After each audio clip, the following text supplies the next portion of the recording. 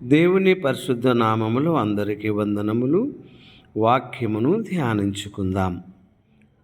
యోహాను మొదటి పత్రిక 4వ అధ్యాయము 12వ వచనము నుండి, ఏ మానవుడును దేవుని ఎప్పుడునూ చూచి ఉండలేదు.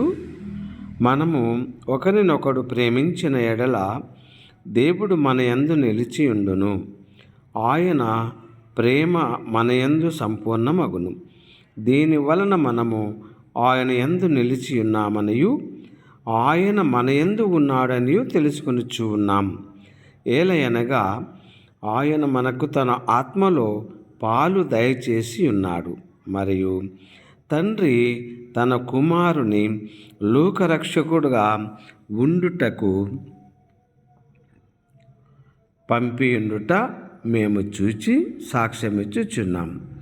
యేసు దేవుని కుమారుడు అని ఎవడు ఒప్పుకొనునో వానిలో దేవుడు నిలిచి ఉన్నాడు, వాడు దేవుని యందు ఉన్నాడు.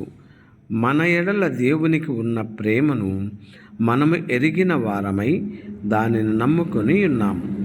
దేవుడు ప్రేమాస్వరూపి అయి ఉన్నాడు. ప్రేమ యందు నిలిచియుండువాడు దేవుని యందు నిలిచి ఉన్నాడు, దేవుడు వాని యందు నిలిచి ఉన్నాడు. తీర్పు దినమందు మనకు ధైర్యము కలుగునట్లు దీని వలన ప్రేమ మనలో పరిపూర్ణము చేయబడి ఉన్నది. ఏలయనగా ఆయన ఎట్టివాడై ఉన్నాడో మనము కూడా ఈ లోకములో అట్టివారమై ఉన్నాము. దేవుడి పరిశుద్ధ వాక్యమును దీవించునుగాక. ఆమెన్.